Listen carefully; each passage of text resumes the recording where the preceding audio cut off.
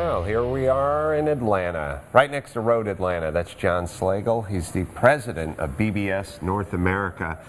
Yeah, we passed you guys on the way into the Midi a few months ago. John and I have been talking back and forth about getting me set up with some BBS modular rims for my Bob Leitzinger 280ZX and my Camel 240Z GTU car. And we're in town to do the punchline, so we thought we'd come pay a visit to my new best friend, John. John, let's talk about BBS and the history of BBS first. Well, BBS is celebrating its 40th year this year. My wife is over the moon about this, by the way. She said, forget about our anniversary, forget about my 40th birthday, let's focus on BBS.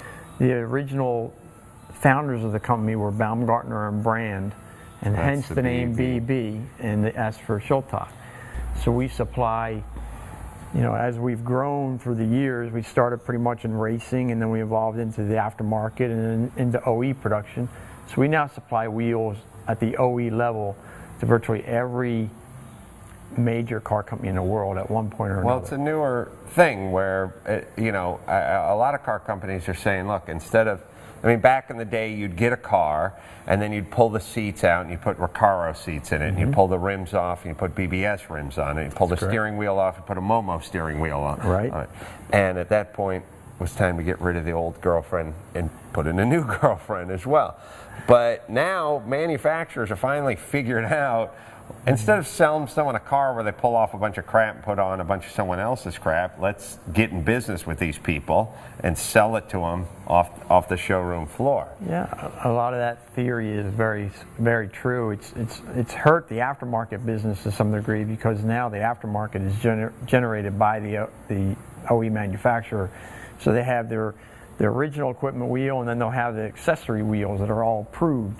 Right. So it's definitely taken a hit out of the aftermarket, but there's still a very vibrant aftermarket marketplace, and it's one that we still attack vigorously. It's very important to our business. BBS, I was just upstairs hanging out with one of your guys, and I told him one of my favorite cars is that BMW 3-liter 3.0, I don't know, 73, 72, 73 Batwing car. He pulled up a picture, I think he had one over here, and just had these great 3-piece BBS rims on it. And I just, for me, the coolest, I guess there's an era. It's like Playboys. What years do you like? You like the 60s, you like the 70s.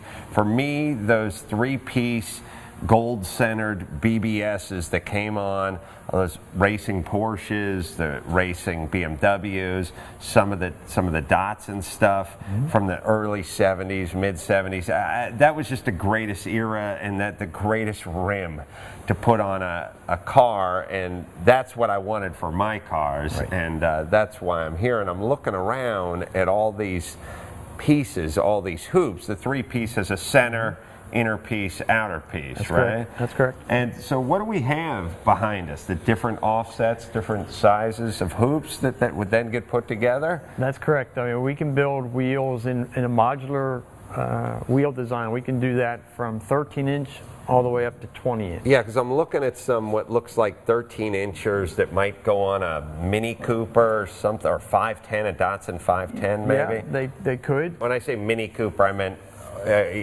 maybe an old Mini Cooper, not a new Mini Cooper. But I know I have a Datsun 610 where we race with 13-inch rims, and the 510s race with 13-inch rims. But what else races with those? Well, there's a lot of 13-inch now is not so popular in the grand scheme of things, but there's still a lot of older, especially vintage cars that run 13-inch. Oh, and open wheel stuff too. And there's still open wheel cars, right? So, you know, we still do quite a few vintage wheels on 13-inch that utilize a new contemporary design center and contemporary rim halves, but we fit them to the older cars, so it's much safer. It's much more, much better lifetime. And I see. So what you have over here is you have your centers, and your centers will vary. If you have a 16-inch rim, maybe you'll have a 14-inch center.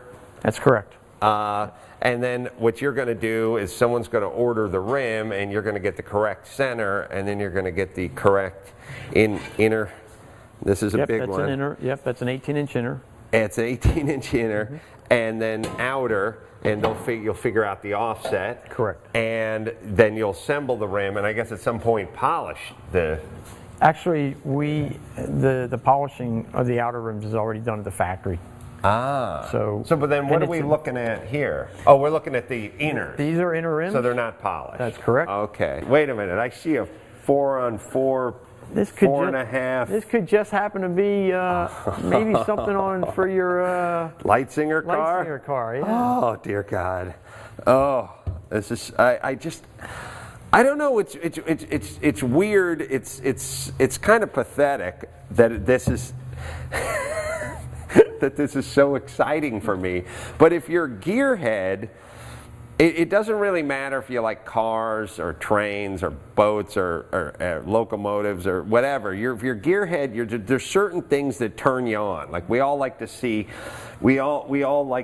this turned aluminum versus stamped, tin and all that kind of stuff. And there's just something about this that encapsulates and captures everything I'm about. If you're into anything mechanical, even if you don't like cars, this is beautiful to me. This is a work of art. Wow, that is so much better than those ugly gaudy rims. That car. The car came with a set of like center lines, right. But they had holes drilled in them, but small holes. But they looked like the old school center lines. I don't know what they were, but I was like, get those ugly things off of my car. So this particular older design center, this was the original sort of basket weave design that made BBS quite famous. Love it. This particular center mounts the rim halves on the inside of the center. So hence you see the bolt coming from the backside. Right. So when you see that the rim half is a 6-inch outer and a 5-inch inner, that comprises to make an 11-inch wheel. But because the offset is generated by all three components, so this is what's necessary to achieve a certain backspace figure, right? Which is measured from the backside of the wheel. And what a lot of people don't understand when they look at this, because they go, wow, that's 11 inches, that looks huge. It's from the inside of the bead to the inside of the bead. If you hooked a tape on it and you went with the OD, as we used to say when I swung a hammer, you'd be closer to 12 inches. That would be correct. Yeah, you're very close. About 11.75 of an inch overall width. Ooh, wow. And you know the thing I love about this old school design is one of the things that I never really was fond of with most all other three-piece rims is having that exposed stud that stood out, the bolt head or the hex head or whatever, where it kind of did that, hey, look at me, really prominently displayed. I love these because they're countersunk and they sit flush or a little below flush, and they just have such a beautiful, wow, this is exciting. And BB, this is probably one of the most ripped off designs ever. Would you say? I don't want to say ripped off. Maybe to it's probably a good way of putting it. So they're using magnesium again. We still use some magnesium. We predominantly on newer cars use forged aluminum. That's the more common center material that we use, and there's a number of reasons. We have some very intricate machining processes now that allow us to get the weight of a forged aluminum center in some cases to be lighter than a cast magnesium center. And now, so I always thought that magnesium was something they used back in the day, but then when aluminum came around, they sort of went away from it. And then I have some old magnesium rims, but you don't run on them because they're too old and they're degraded. But it's come back, and it's still being used, but it's a next generation of magnesium. Yeah, we've been using mag alloy really ever since the company started. But to be honest, there's a lot of there's some negatives to mag alloy. First of all, it's more fragile. It's very susceptible to corrosion, which then eats away at the lifetime of the wheel. It doesn't have a lot of ductility, so if the wheel takes an impact, the grain structures, the microstructures of the mag will start to fracture. Right. So it's more brittle. It's more brittle, exactly. In other So words. what happens is, you know, it has a lifetime. Right. With the forged aluminum, it also will ultimately have a lifetime, but its lifetime is much longer, and it's much more. It can do a lot of things that the mag can't do. It's Why are you not giving me the corrosive. magnesium? Now I'm devastated, John. No. You've chosen This to is give good. me this inferior alloy. You'll select the center based off of a number of parameters like the mounting pattern, the center bore, what type of offset you want to achieve in the wheel, as John was saying, and then also what brake clearance is going to be required. And the rim halves run in half-inch increments. Right, those are the So rears, that's right? pretty much a standard.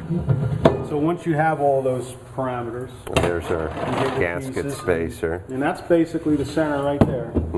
Now, is it threaded, or is there an insert of an Allen There's that's an in this? insert that they machine and put in, and the insert is actually anodized aluminum, and it's got splined. It's splined into the bore of the magnesium. Wow. And it's replaceable if it ever strips out. You can replace it.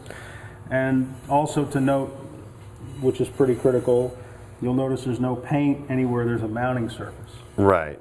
And that's because you can lose torque on the fastener as it heats up. Or Right. paint degrades.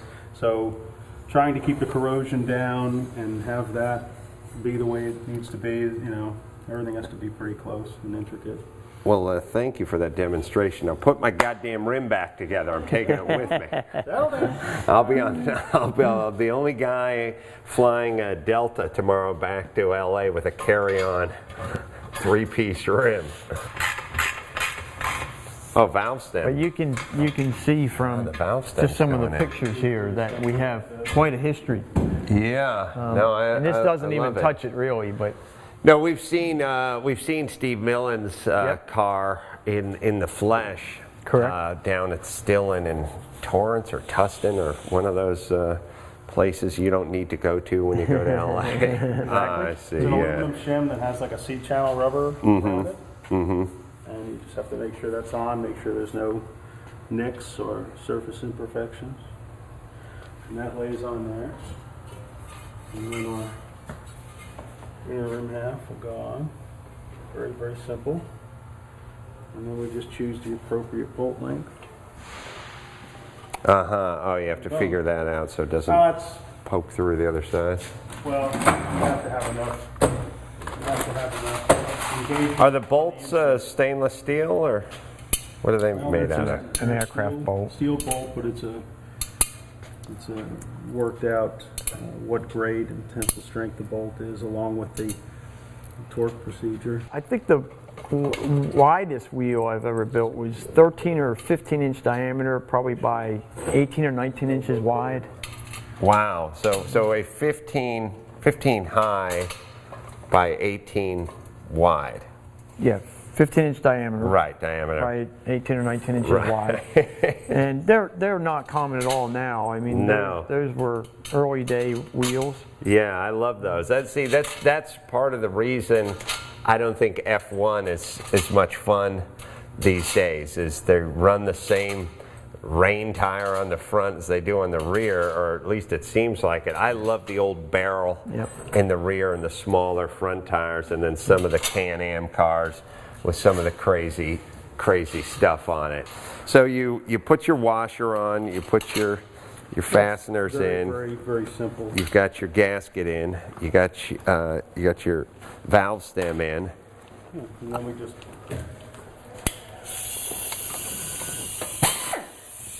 And then you go across. run it down. Right. And then sometimes with the inserts you'll get that because this does not produce very much torque. It's a very low torque on this stuff level. Right. But if we do a modern aluminum wheel, they basically fall in just like that. Right. Then we go all the way around. And then we'll go around and torque them. And then we go around again and check them. Let's say the first go around the insert's not perfectly square. And you'll have to run them down this way. And you can see there's very little torque on it. Right. I mean, I'm using one finger. But that, So there's not a ton of torque because of you want heat and expansion and well, contraction? when you're or- first running them down, that clutch driver is set fairly low so we don't damage the thread in the wheel. Right, right. So something might be something was wrong. cross-threaded or something. Right. But you can see they go right in, and that's it. And we just go around 2 to 3 times. The BBS sticker goes.